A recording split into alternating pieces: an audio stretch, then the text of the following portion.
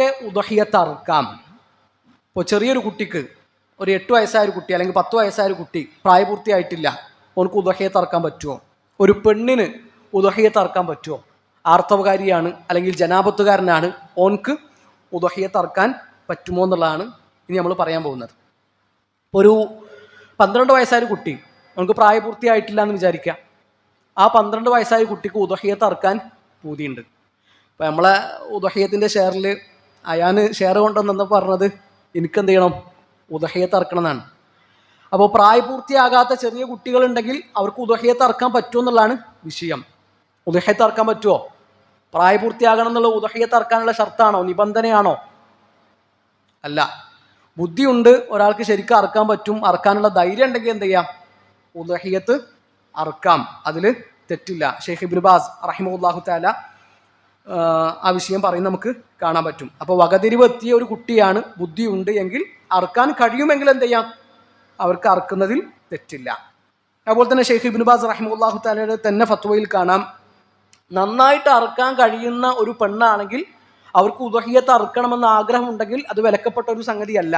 അപ്പോൾ വീട്ടിലാണ് എന്ത് ചെയ്യുന്നത്, ഒരു കുടുംബം ഉദഹിയത്ത് അറുക്കുന്നത്. അപ്പോൾ പെരയിൽ ഉമ്മാക്കൊരു പൂതി, എന്ത്, ആടിനെ അറുക്കണമെന്ന്. അപ്പോൾ ആ ഉമ്മയെ എന്ത് ചെയ്യേണ്ട ആവശ്യമില്ല, തടയേണ്ട ആവശ്യമില്ല. എന്നാൽ എന്ത് വേണം, ധൈര്യം വേണം. പെണ്ണുങ്ങളാകുമ്പോൾ പിന്നെ കുറച്ച് ധൈര്യം കുറവായിരിക്കും.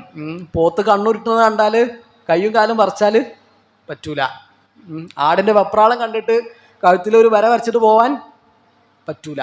അതിനുള്ള ധൈര്യം ഉണ്ടെങ്കിൽ എന്ത് ചെയ്യാം, അവർക്ക് അറുക്കാമെന്നുള്ളതാണ്. അങ്ങനെ പെണ്ണുങ്ങൾ അറുത്തത് ഭക്ഷിക്കാനുള്ള അനുവാദം അള്ളാഹുവിൻ്റെ റസൂൽ സല്ലല്ലാഹു അലൈഹി വസല്ലം നൽകിയിട്ടുണ്ട്. അപ്പോൾ കഅബ് ഇബ്നു മാലിക് റളിയല്ലാഹു അൻഹുവിൻ്റെ ആടിനെ മേച്ചിരുന്ന ഒരു പെൺകുട്ടിയുണ്ട്. അപ്പോൾ അവരിങ്ങനെ മദീനയിലെ ഒരു കുന്നിൻ ചെരുവിൽ ആടിനെ മേച്ചുകൊണ്ടിരിക്കുന്ന സമയത്ത് ഒരാട് മരണവെപ്രാളത്തിലാണ്. അപ്പോൾ ഇവർ പെട്ടെന്ന് എന്ത് ചെയ്തു എന്ന് വെച്ചാൽ, ഒരു നല്ല മൂർച്ചയുള്ള ഒരു കല്ലെടുത്തിട്ട് ആടിനെ അറുത്തു. അറുക്കേണ്ട പോലെ തന്നെ കല്ലൊക്കെ മൂർച്ചയാക്കിയിട്ട് ആടിനെ അറുത്തു. അങ്ങനെ ഈ വിവരം കഅബ് ഇബ്നു മാലിക് റളിയല്ലാഹു അൻഹു അറിഞ്ഞു. അപ്പോൾ കഅബ് ഇബ്നു മാലിക് റളിയല്ലാഹു അൻഹു കുടുംബക്കാരോടൊക്കെ പറഞ്ഞു, ലാ തഅകുലു ഹത്താ അസ്അല നബിയ സല്ലല്ലാഹു അലൈഹി വസല്ലം, നബി സല്ലല്ലാഹു അലൈഹി വസല്ലമയോട് ഞാൻ ചോദിച്ച് വിവരം അറിയട്ടെ, ഈ ആടിനെ ഭക്ഷിക്കാൻ പറ്റുമോ ഇല്ലേ എന്നത്. അങ്ങനെ അള്ളാഹുവിൻ്റെ റസൂൽ സല്ലല്ലാഹു അലൈഹി വസല്ലമയുടെ അടുത്ത് പോയി വിഷയം പറഞ്ഞു. നബി സല്ലല്ലാഹു അലൈഹി വസല്ലം പറഞ്ഞു, ഫകുലൂഹ, നിങ്ങൾ ആ ആടിനെ ഭക്ഷിച്ചു കൊള്ളുക. അപ്പോൾ അവിടെ അതൊരു സ്ത്രീ അടുത്ത ആടാണെന്ന് കൂടിയുള്ള ഒരു വിഷയമുണ്ട്.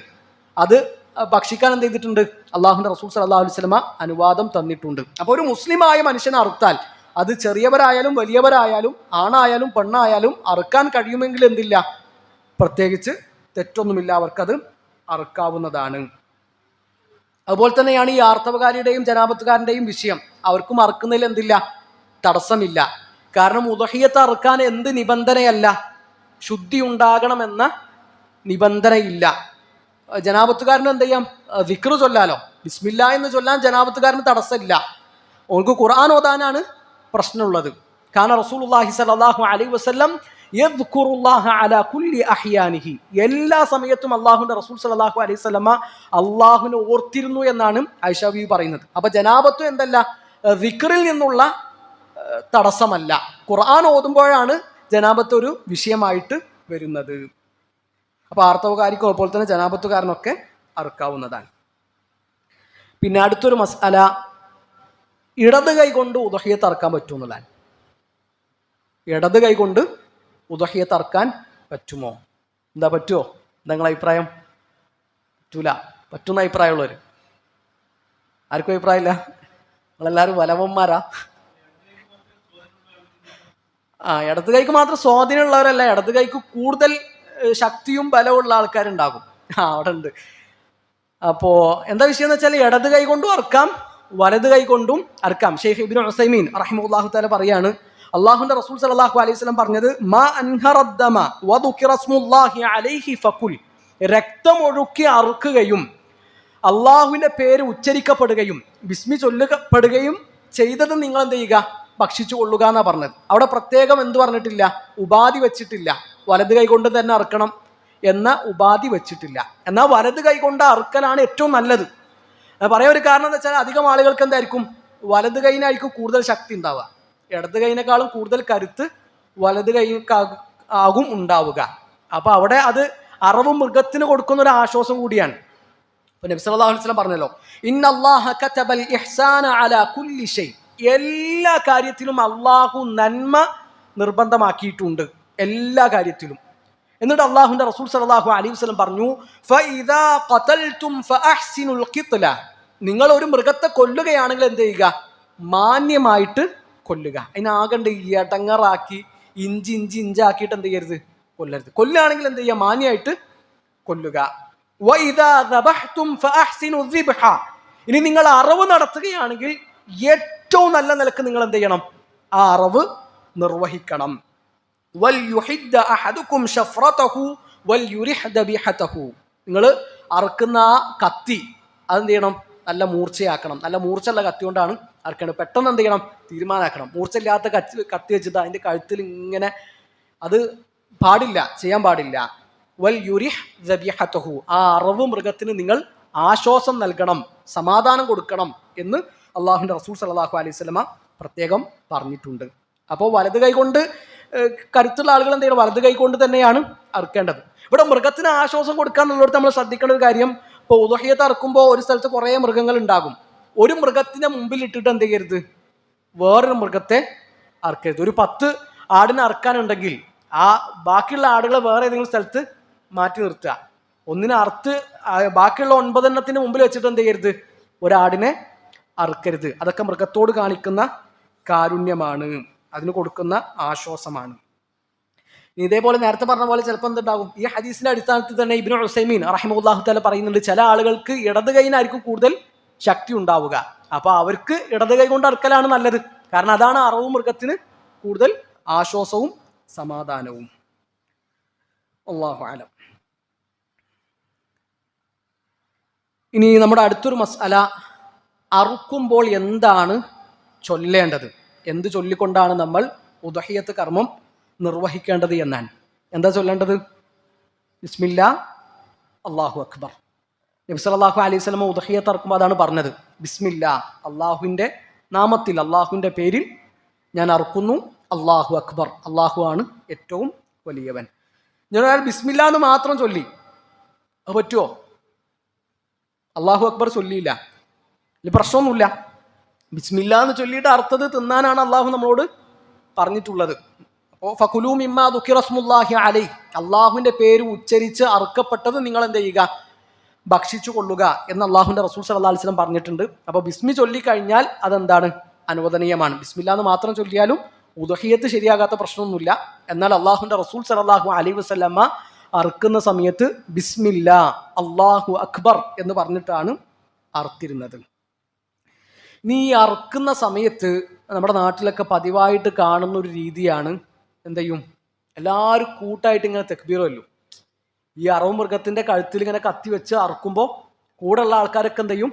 അല്ലാഹു അക്ബർ അല്ലാഹു അക്ബർ അല്ലാഹു അക്ബർ ലാ ഇലാഹ ഇല്ലല്ലാഹ് അല്ലാഹു അക്ബർ അല്ലാഹു അക്ബർ വലില്ലാഹിൽ ഹംദ് എന്ന് പറഞ്ഞ് കൂട്ടമായിട്ട് തക്ബീർ ചൊല്ലിയിട്ടാണ് അറുക്കുക. അപ്പം അങ്ങനത്തെ ഒരു രീതി എന്ത് ചെയ്തിട്ടില്ല? അള്ളാഹുവിൻ്റെ റസൂൽ സല്ലല്ലാഹു അലൈഹി വസല്ലമയുടെ സുന്നത്തിൽ വന്നിട്ടില്ല. ഷെയ്ഖ് അബ്ദുൽ മുഹ്സിൻ അബ്ബാദ് അൽ ബദർ ഹഫിളഹുല്ലാ മദീന യൂണിവേഴ്സിറ്റിയിലെ അധ്യാപകനാണ്, വലിയ മുഹദ്ദിസാണ്. സൗദി അറേബ്യയിൽ നിന്ന് ജീവിച്ചിരിക്കുന്ന മുതിർന്ന പണ്ഡിതന്മാരുടെ കൂട്ടത്തിൽ ഒരാളാണ് അദ്ദേഹം. അപ്പം അദ്ദേഹത്തോട് ഈ വിഷയം ചോദിക്കുന്നുണ്ട്. അപ്പം അതിന് ഷെയ്ഖ് നൽകുന്ന മറുപടി, അത് ശരിയല്ല, അങ്ങനത്തെ ഒരു രീതി എന്ത് ചെയ്തിട്ടില്ല?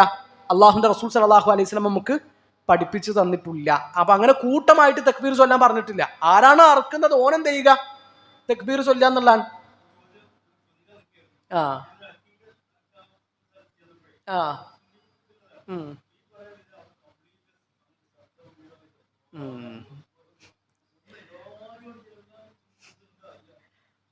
അതെ അതെ അതെ. എന്താ വെച്ചാൽ ബിദാത്തുകൾ ഇങ്ങനെ ഒരാൾ തുടങ്ങി വെച്ചാൽ മതി. ഒരു സ്ഥലത്ത് ഒരാൾ തുടങ്ങി വെച്ചാൽ പിന്നെ അടുത്തത് ഇവർ പോകുമ്പോൾ എന്ത് ചെയ്യും? ഞങ്ങൾ അന്ന് അവിടെ ആക്കിക്ക് ഇറക്കുമ്പോൾ ഇങ്ങനെ തക്ബീർ ചൊല്ലിയെന്ന് പറഞ്ഞാൽ പിന്നെ അടുത്ത വരയിൽ എന്തായി? അടുത്ത ആക്കിക്കൊക്കെ അവിടെ തക്ബീർ തുടങ്ങും. ബിദാത്ത് ഇങ്ങനെ പ്രചരിക്കുക. അപ്പോൾ അതിന് അടിസ്ഥാനമില്ല. അള്ളാഹുവിൻ്റെ റസൂൽ സല്ലല്ലാഹു അലൈഹി വസല്ലമയിൽ അങ്ങനത്തെ ഒരു രീതി വന്നിട്ടില്ല. അറുക്കുന്ന ആൾ എന്ത് ചെയ്യുക? ബിസ്മില്ലാ അല്ലാഹു അക്ബർ എന്ന് പറഞ്ഞ് തക്ബീർ ചൊല്ലിയിട്ട് അറുക്കുക എന്നുള്ളതാണ്. എന്നാൽ ഇത് അയ്യാമു തശ്രീഖിന്റെ ദിവസങ്ങളാണ്.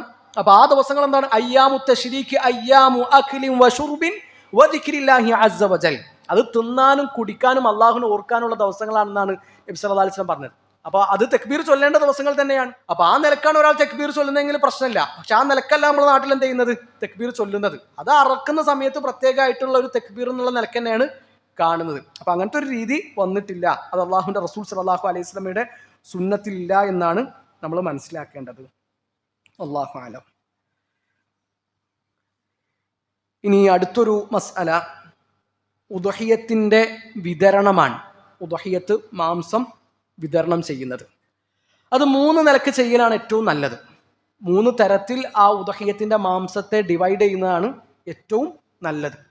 ഒന്ന്, നമ്മൾ അതിൽ നിന്ന് ഭക്ഷിക്കുക, കുറച്ച് ഭാഗം നമ്മൾ ഭക്ഷിക്കുക, കുറച്ച് ഭാഗം സ്വതക്കയായിട്ട് പാവപ്പെട്ട ആൾക്കാർക്ക് കൊടുക്കുക, കുറച്ച് ഭാഗം ഹദിയായിട്ട് നമ്മുടെ അടുത്ത ബന്ധുക്കൾക്ക് സുഹൃത്തുക്കൾക്കൊക്കെ കൊടുക്കുക. ഇതാണ് അതിൻ്റെ ഏറ്റവും നല്ലൊരു രീതി. അല്ലെങ്കിൽ എത്രയാണ് അതിൻ്റെ കണക്കെന്നുള്ളത് പ്രത്യേകിച്ച് വന്നിട്ടൊന്നുമില്ല. എന്നാൽ സ്വഹാബിമാരിൽ നിന്നൊക്കെ വന്നൊരു രീതി, ഇബ്നു അബ്ബാസ് റളിയല്ലാഹു അൻഹു, അബ്ദുല്ലാഹിബ്നു ഉമർ റളിയല്ലാഹു അൻഹു അവരൊക്കെ ഇങ്ങനെ 3-1 എന്നാൽ 3-1 അവർക്കെടുക്കും, 3-1 ഹദിയ ചെയ്യും, 3-1 സ്വതക്കയായിട്ട് പാവപ്പെട്ടവർക്ക് കൊടുക്കുമെന്നതാണ്. അത് മൊത്തം എന്ത് ചെയ്യുക, നമ്മൾ ഒറ്റക്ക് തന്നെ തിന്നുക എന്നുള്ളത് എന്തല്ല, ശരിയായൊരു രീതിയല്ല. കാരണം അള്ളാഹു പ്രത്യേകം പറഞ്ഞു, ഫകുലൂ മിൻഹ, നിങ്ങൾ അതിൽ നിന്ന് ഭക്ഷിക്കുക, വഅത്ഇമുൽ ബാഇസൽ ഫഖീർ, അതുപോലെ തന്നെ പാവപ്പെട്ട ദരിദ്രരായ ചോദിച്ചു വരുന്ന ആവശ്യക്കാർക്ക് നിങ്ങൾ എന്ത് ചെയ്യുക, അത് കൊടുക്കുകയും ചെയ്യുക, അവരെയും ഭക്ഷിപ്പിക്കുകയും ചെയ്യുക എന്നാണ് പറഞ്ഞത്. അപ്പം നമ്മൾ വീട്ടിൽ ഉദ്ഹിയത്ത് അറുത്തിട്ട് നമ്മൾ മാത്രം തിന്നുക എന്നുള്ളത് ശരിയായൊരു രീതിയല്ല. ഈ നിലക്ക് 3ആയിട്ട് ഡിവൈഡ് ചെയ്ത് കൊടുക്കുന്നതാണ് ഏറ്റവും നല്ലത്.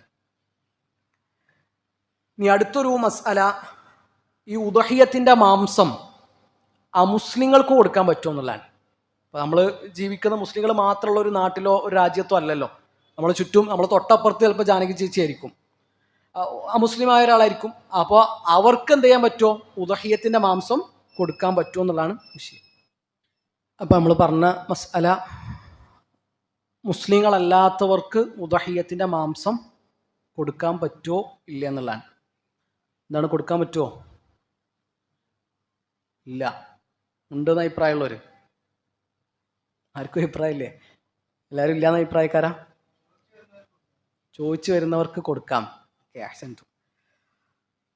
അപ്പോൾ ഉദ്ഹിയത്തിൻ്റെ മാംസം എന്ത് ചെയ്യാം, അമുസ്ലിങ്ങളായ ആളുകൾക്ക് കൊടുക്കാം, അതിൽ തെറ്റില്ല. ഇബ്നു ഖുദാമ റഹിമഹുല്ലാഹു തആല അദ്ദേഹം പറയാണ്, വയജൂസു അൻ യുത്ഇമ മിൻഹാ കാഫിറൻ, ഒരു കാഫിറായ മനുഷ്യന് എന്ത് ചെയ്യാം, ഉദ്ഹിയത്തിൻ്റെ മാംസത്തിൽ നിന്ന് കൊടുക്കാം. ലിഅന്നഹു സദഖത്തു തതവ്വുഇൻ, കാരണം അത് സുന്നത്തായൊരു സ്വതക്കയാണ്, നിർബന്ധമായൊരു സ്വതക്കയല്ല.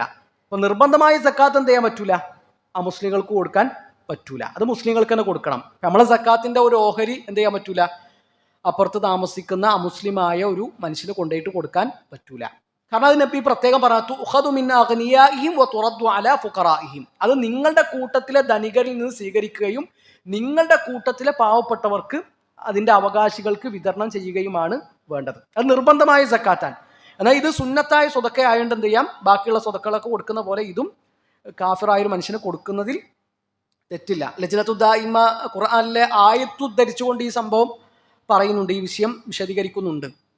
അള്ളാഹു പറഞ്ഞല്ലോ, ലാ യൻഹാകുമുല്ലാഹു അനിൽ ലദീന ലം യുഖാതിലൂകും ഫിദ്ദീനി വലം യുഖ്രിജൂകും മിൻ ദിയാരിക്കും, നിങ്ങളെ നിങ്ങളുടെ വീടുകളിൽ നിന്ന് പുറത്താക്കുകയും നിങ്ങളുടെ ദീനിൻ്റെ കാര്യത്തിൽ നിങ്ങളോട് ശത്രുത കാണിക്കുകയും ചെയ്യാതിരിക്കുന്ന ആളുകളോട് നിങ്ങൾ നല്ല നിലക്ക് പെരുമാറുന്നത് എന്ത് ചെയ്തിട്ടില്ല, അള്ളാഹു വിലക്കിയിട്ടില്ല. അൻ തബറൂഹും വതുഖ്സിതു ഇലൈഹിം ഇന്നല്ലാഹ യുഹിബ്ബുൽ മുഖ്സിതീൻ. അപ്പം നിങ്ങളോട് ഇങ്ങോട്ട് ശത്രുത കാണിക്കുന്നില്ല, നിങ്ങളെ നാട്ടിൽ നിങ്ങളെ വീട്ടിൽ നിങ്ങളെ പുറത്താക്കുന്നില്ല, നിങ്ങളോട് ശത്രുത വെച്ച് പുലർത്തുന്നില്ല, അങ്ങനത്തെ ആളുകൾക്ക് അങ്ങോട്ട് നന്മ ചെയ്യുന്നത്, അവരോട് നല്ല നിലക്ക് നീതിയോടുകൂടി വർത്തിക്കുന്നത് എന്ത് ചെയ്തിട്ടില്ല, അള്ളാഹു വിലക്കിയിട്ടില്ല. ഇന്നല്ലാഹ യുഹിബ്ബുൽ മുഖ്സിതീൻ, അള്ളാഹു നീതി കാണിക്കുന്നവരെ ഇഷ്ടപ്പെടുന്നു.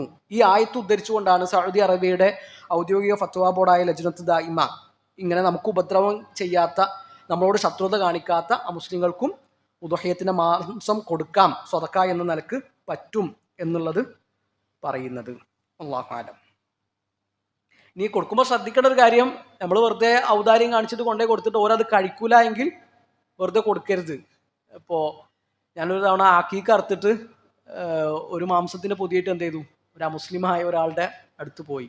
അപ്പോൾ ഓരെന്ത് ചെയ്യില്ല, ബീഫ് കഴിക്കൂല. അപ്പോൾ ഒരു മനസ്സില്ലാ മനസ്സോടു കൂടിയാണ് അത് വാങ്ങിക്കുന്നത്. ഈ കൊടുന്ന സാധനം മടക്കി അയക്കണ്ടല്ലോ എന്ന് വിചാരിച്ചിട്ടാണ് അവർ വാങ്ങിക്കുന്നത്. അപ്പോൾ അത് കഴിക്കൂല എന്നൊക്കെ ഉറപ്പ് വരുത്തിയിട്ട് എന്ത് ചെയ്താൽ മതി, കൊടുക്കണമെങ്കിൽ കൊടുത്താൽ മതി എന്നുള്ളതാണ്.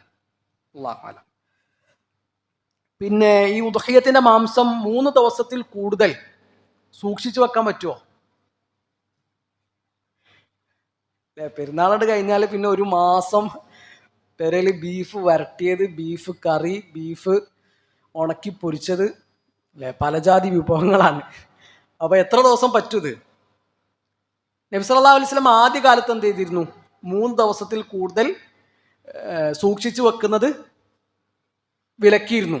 അന്ന് അങ്ങനെ വിലക്കാൻ ഒരു കാരണം ഉണ്ടായിരുന്നു. കാരണം അന്ന് ജനങ്ങൾ പട്ടിണിയിലാണ്, എല്ലാവർക്കും ഇതില്ല. അപ്പോൾ കുറച്ച് ആൾക്കാർ ഇങ്ങനെ അവർക്കുള്ളത് എടുത്തു വെച്ചാൽ ബാക്കിയുള്ളവർക്ക് അത് കിട്ടൂല. അപ്പോൾ അന്ന് നബി പറഞ്ഞു എന്ത്, 3 ദിവസത്തിൽ കൂടുതൽ നിങ്ങൾ സൂക്ഷിച്ചു വെക്കരുത്. എന്നാൽ പിന്നീട് ആ നിയമം മാറി. പിന്നീട് ആ വിലക്ക് അള്ളാഹുവിന്റെ റസൂൽ സല്ലല്ലാഹു അലൈഹി വസല്ലമ ഒഴിവാക്കിയിട്ടുണ്ട്. ഇന്നി കുൻതു ഹറംതു ലുഹൂമൽ അദാഹി ഫൗക 3 അയ്യാം. 3 ദിവസത്തിൽ കൂടുതൽ ഉദ്ഹിയത്തിന്റെ മാംസം സൂക്ഷിക്കുന്നത് ഞാൻ വിലക്കിയിരുന്നു. ഫകുലു, എന്നാൽ ഇനി നിങ്ങളത് തിന്നുകൊള്ളുക. വതസവ്വദു വദ്ദഖിറു മാ ശിഅ്തും. ഇനി നിങ്ങൾ വേണ്ടത്ര എന്ത് ചെയ്യുക, സൂക്ഷിച്ചു വെക്കുക. കാരണം അവസ്ഥ മാറി, സാഹചര്യം മാറി, ആവശ്യക്കാർ എല്ലാവർക്കും കിട്ടുന്ന ഒരു അവസ്ഥ എത്തിയപ്പോൾ നബി എന്ത് ചെയ്തു, ആ വിലക്ക് ഒഴിവാക്കുകയും ചെയ്തിട്ടുണ്ട്. അപ്പൊ ആവശ്യക്കാരുണ്ടെങ്കിൽ അവരെ പ്രത്യേകം പരിഗണിക്കണം. നമ്മളെ വീട്ടിൽ ഒരു മാസം നിന്നാണുള്ളത്, അപ്പുറത്തുള്ളവൻ്റെ 2 ദിവസം കൊണ്ട് തന്നെ തീർന്നിട്ടുണ്ടെങ്കിൽ അവനും കൂടി എന്ത് ചെയ്യണം, നമ്മൾ പരിഗണിക്കണം എന്നത് പ്രത്യേകം ശ്രദ്ധിക്കുക. ഇനി ഉദ്ഹിയത്തിന്റെ കാര്യത്തിൽ നമ്മൾ കാണുന്ന ഒരു രീതിയാണ്, നമ്മുടെ നാട്ടിൽ അറക്കാതെ എന്ത് ചെയ്യും, വേറെ നാടുകളിലേക്ക് പൈസ അയച്ചു കൊടുക്കും. ഇപ്പോൾ യു പിയിലേക്കും ബീഹാറിലേക്കൊക്കെ പൈസ അയച്ചിട്ട് എന്ത് ചെയ്യും, അവിടെ അറവ് നടത്തും. അവിടെയാണ് കൂടുതൽ ആവശ്യക്കാരെന്ന് പറഞ്ഞിട്ട്. ആ രീതി ശരിയാണോ അല്ലേ എന്നതാണ്. ഷെയ്ഖ് ഇബ്നു ബാസ് റഹിമഹുല്ലാഹു തആല പറയാണ്, ഒരാൾ അയാളുടെ നാട്ടിൽ തന്നെ അയാളുടെ മേൽനോട്ടത്തിൽ അറക്കുകയാണെങ്കിൽ അതാണ് ഏറ്റവും നല്ലത്, ഏറ്റവും അഫ്ളൽ അതാണ്. മൂപ്പര് അറുത്ത് ആ അറവ് മൃഗത്തൊക്കെ നോക്കി, പിന്നെ ആ അറവ് മൃഗത്തിൻ്റെ മാംസത്തിൽ നിന്ന് കുറച്ചൊക്കെ അയാൾ ഭക്ഷിച്ച് അങ്ങനെ ചെയ്യലാണ് ഏറ്റവും നല്ലത്. എന്നാൽ ഇതിനേക്കാളും ആവശ്യക്കാരായ ആളുകൾ പുറത്ത് വേറെ നാടുകളിലുണ്ട്. അവിടെ വിശ്വസ്തയോടുകൂടി ഏൽപ്പിച്ചു കൊടുക്കാൻ പറ്റിയ ആൾക്കാരുണ്ട്. നമ്മൾ ക്യാഷ് കൊടുത്താൽ ഒരു നല്ല നിലക്ക് എന്ത് ചെയ്യും, ആ അറവ് നടത്തുമെങ്കിൽ അങ്ങനെ ഏൽപ്പിക്കുന്നതിൽ എന്തില്ല, തെറ്റില്ല. അപ്പോൾ നമ്മളെക്കാളും കൂടുതൽ ആവശ്യമുള്ള ആൾക്കാർ പുറത്തുണ്ടെങ്കിൽ ആ വിശ്വസ്തയോടുകൂടി ചെയ്യുന്ന ആൾക്കാരും അവിടെ ഉണ്ട്. അപ്പോൾ അവർക്ക് അതിൽ പൈസ കൊടുത്താൽ ഈ അറവ് നടത്തേണ്ട ദിവസം അവർ അറക്കും. പറ്റിയ മൃഗത്തെയും ഇതൊക്കെ നോക്കിയിട്ട് അറക്കും എന്ന ഉറപ്പ് നമുക്കുണ്ടെങ്കിൽ എന്ത് ചെയ്യാം, അങ്ങനെ കൊടുക്കുന്നതിൽ തെറ്റില്ല എന്ന് ഷെയ്ഖ് ഇബ്നു ബാസ് റഹിമഹുല്ലാഹു തആലക്ക് പറയുന്നത് നമുക്ക് കാണാൻ പറ്റും. പിന്നെ ഉദ്ഹിയത്തിന്റെ വിതരണവുമായി ബന്ധപ്പെട്ട് നമ്മൾ മനസ്സിലാക്കേണ്ട ഒരു സംഗതിയാണ്, ഈ ഉദ്ഹിയത്ത് മൃഗത്തിന്റെ തോൽ എന്ത് ചെയ്യാൻ പറ്റൂല, വിൽക്കാൻ പറ്റൂല. ആർക്ക്? ഈ ഉദ്ഹിയത്ത് അറുത്ത ആൾക്ക് വിൽക്കാൻ പറ്റൂല. ഈ മൃഗം ആരുടേതാണോ അവരെന്നെ എന്ത് ചെയ്യുക, ആ തോല് വിൽക്കുക. അത് ശരിയല്ല. കാരണം ഈ ഉദ്ഹിയത്ത് മൃഗത്തിന്റെ ഓരോന്നും ആർക്കുള്ളതാണ്, അള്ളാഹുവിനുള്ളതാണ്. അതിൻ്റെ മാംസവും നെയ്യും മജ്ജയും അതിൻ്റെ എല്ലും അതുപോലെ തന്നെ ലിവറും പതിരും ഒക്കെ ആർക്കുള്ളതാണ്, അള്ളാഹുനുള്ളതാണ്. അപ്പൊ അതിൽ എന്തെങ്കിലും ഒന്നെടുത്തിട്ട് എന്ത് ചെയ്യാൻ പറ്റൂല, വിൽക്കാൻ പറ്റൂല. അപ്പൊ ഈ തോൽ എന്ത് ചെയ്യണമെന്ന് വെച്ചാൽ അത് സ്വതക്ക കൊടുക്കുക അല്ലെങ്കിൽ ഹദിയായിട്ട് കൊടുക്കുക എന്നുള്ളതാണ്. ഈ അറവുകാർക്ക് കൊടുക്കുമ്പോൾ പ്രത്യേകം ശ്രദ്ധിക്കേണ്ടത്, അത് അവർക്കുള്ള കൂലിയല്ല, അവരുടെ അറവിനുള്ള കൂലിയല്ല, അത് അവരുടെ പണിക്കൂലിയായിട്ട് എന്ത് ചെയ്യാൻ പറ്റൂല, ഈ തോല് കൊടുക്കാൻ പറ്റൂല. ഈ തോല് കൊടുക്കുക എന്നിട്ട് അവരുടെ പണിക്കൂലിയിൽ നിന്ന് അതിനുള്ള തുക കുറക്കുക എന്നുള്ള ഏർപ്പാട് പറ്റൂല. അവർക്കുള്ള കൂലി എന്ത് ചെയ്യണം, വേറെ തന്നെ കൊടുക്കണം. അതിന് പുറമെ ഇതെന്ത് ചെയ്യുക, അവർക്കുള്ള സ്വതക്കയായിട്ട് കൊടുത്തു. അല്ലെങ്കിൽ പാവപ്പെട്ട ആൾക്കാർ എന്ത് ചെയ്തു, അങ്ങനെ തോലെടുക്കുന്ന ആൾക്കാരുണ്ട്, അവരെടുത്തിട്ട് പിന്നെ എന്ത് ചെയ്യും, അവർ കൊണ്ടുപോയിട്ട് വിൽക്കും. അത് അവർക്ക് വിൽക്കാം. ഈ ഉദ്ഹിയത്തിന്റെ ആൾക്കാർക്ക് എന്ത് ചെയ്യാൻ പറ്റൂല, അത് വിൽക്കാൻ പറ്റൂല എന്നുള്ളതാണ്. അവരത് സ്വതക്കയായിട്ട് കൊടുക്കുകയാണ് വേണ്ടത്. ഇനി ഫക്കീറായൊരു മനുഷ്യൻ ഇത് വാങ്ങിയിട്ട് എന്ത് ചെയ്തു, ഓന് കൊണ്ടുപോയി വിറ്റിട്ട് അതിൻ്റെ പൈസ എടുത്താൽ പ്രശ്നമില്ല എന്ന് ഇമാം ഷങ്കീത്തി റഹിമഹുല്ലാഹു തആലയൊക്കെ പറയും നമുക്ക് കാണാൻ പറ്റും. അപ്പോൾ ആ തോല് ഒന്നിരിക്കൽ ഈ അറുത്ത ആളിനെ ഉപയോഗിക്കുക, അല്ലെങ്കിൽ വേറെ ആർക്കെങ്കിലും സ്വതക്കയായിട്ട് കൊടുക്കുക, അല്ലെങ്കിൽ ഹദിയായിട്ട് കൊടുക്കുക. അത് വിറ്റിട്ട് അതിൻ്റെ പൈസ ആർക്ക് എടുക്കാൻ പറ്റൂല, ഈ അറുത്ത ആൾക്ക് എടുക്കാൻ പറ്റൂല എന്നുള്ള. എടുക്കാം, അതെടുക്കാം. അത് വിറ്റിട്ട് എന്ത് ചെയ്യുക, അവർ നമുക്ക് ക്യാഷ് തന്നാൽ നമുക്ക് എന്ത് ചെയ്യാം, നല്ല കാര്യങ്ങൾക്ക് വേണ്ടിയിട്ട് സ്വതക്ക എന്നുള്ളതൊക്കെ കൊടുക്കാം. അപ്പോൾ ഇത്രയും കാര്യങ്ങളാണ് ഉദ്ഹിയത്തുമായി ബന്ധപ്പെട്ട് നമ്മൾ അറിഞ്ഞിരിക്കേണ്ട ചില പ്രധാനപ്പെട്ട വിഷയങ്ങൾ. അതാണ് സൂചിപ്പിച്ചത്. മതി, ഒരാൾ അർത്ഥമായി, എല്ലാവരും കൂടി അറക്കാൻ എന്താ തല്ലുണ്ടാക്കണ്ട. അല്ലെങ്കിൽ ഒരാൾ ഒരു കത്തി കുറച്ച് പിടിച്ച് മറ്റാൾ ഒരു തലക്ക് പിടിച്ച് അങ്ങനെയൊന്നും അതിനൊന്നും ആവശ്യമില്ല. ഒരാൾ എന്ത് ചെയ്താൽ മതി, അറുത്താൽ മതി. അല്ലാഹു അലം. അപ്പോൾ ഏതായാലും ഇതൊക്കെ നമ്മൾ അറിഞ്ഞിരിക്കേണ്ട ചില വിഷയങ്ങളാണ്. നമ്മൾ ഓരോ ദിവസവും ചെയ്യുന്ന ഇബാദത്തുകളുടെ വിഷയത്തിൽ നമുക്ക് കൃത്യമായ ഒരു കാഴ്ചപ്പാട്, ദീൻ പഠിപ്പിച്ച് നൽകുന്ന ഒരു ഇബാദത്ത് ചെയ്യണമെന്നൊരു വാശി നമുക്ക് വേണം. ഇപ്പം നമ്മൾ ഇന്നത്തെ ക്ലാസ്സിൽ തന്നെ സൂചിപ്പിച്ച ഹദീസിൽ കഅബ് ബിൻ മാലിക് റളിയല്ലാഹു അൻഹു ആ പെൺകുട്ടിയെ കല്ലുകൊണ്ട് ആടിനെ അറുത്തപ്പോൾ എന്താ ചെയ്തത്? അതിന് നേരെ പോയിട്ട് കഴിക്കല്ല ചെയ്തത്. അത് തിന്നാൻ പറ്റുമോ ഇല്ലേന്ന് നമുക്ക് നബിയോട് ചോദിക്കാം, എന്നിട്ട് നബി പറയുന്നതനുസരിച്ച് നമുക്ക് ചെയ്യാന്നാണ് പറഞ്ഞിട്ടുള്ളത്. അപ്പോൾ ഓരോ വിഷയത്തിനും കൃത്യമായൊരു അറിവ് നമുക്കുണ്ടാകണം. അറിയാത്ത കാര്യങ്ങൾ അറിവുള്ളവരോട് ചോദിച്ച് പഠിക്കാനും നമ്മൾ ശ്രദ്ധിക്കണം. ഇങ്ങനത്തെ സദസ്സുകളും കാര്യങ്ങളൊക്കെ നമ്മൾ പ്രത്യേകം ഉപയോഗപ്പെടുത്തുക. അള്ളാഹു ഉപകാരപ്രദമായ അറിവ് നമുക്ക് എല്ലാവർക്കും വർദ്ധിപ്പിച്ചു തരട്ടെ. നമ്മുടെ വീഴ്ചകൾ അള്ളാഹു നമുക്ക് പുറത്തു തരട്ടെ. നമ്മളെല്ലാവരെയും അള്ളാഹു അവൻ്റെ സ്വർഗത്തിൽ ഒരുമിച്ച് കൂട്ടട്ടെ. നമ്മളിങ്ങനെ സമാധാനത്തോടു കൂടി സന്തോഷത്തോടു കൂടി ഇരിക്കുമ്പോൾ ഫിലസ്തീനിലും റഫയിലും ഗസയിലും ഒക്കെ ഉള്ള നമ്മുടെ സഹോദരങ്ങളെ നമ്മൾ മറക്കാതിരിക്കുക, ആത്മാർത്ഥമായിക്കൊണ്ട് അവർക്ക് വേണ്ടി പ്രാർത്ഥിക്കുക. അള്ളാഹു ആ ജനതക്ക് ശാന്തിയും സമാധാനവും സ്വസ്ഥതയും വിജയവും നൽകട്ടെ. അഖൂലു ഖൗലി ഹാദാ അസ്തഗ്ഫിറുല്ലാഹ ലി വലക്കും വലിജമീഇൽ മുസ്ലിമീൻ. അസ്സലാമു അലൈക്കും വറഹ്മത്തുള്ളാഹി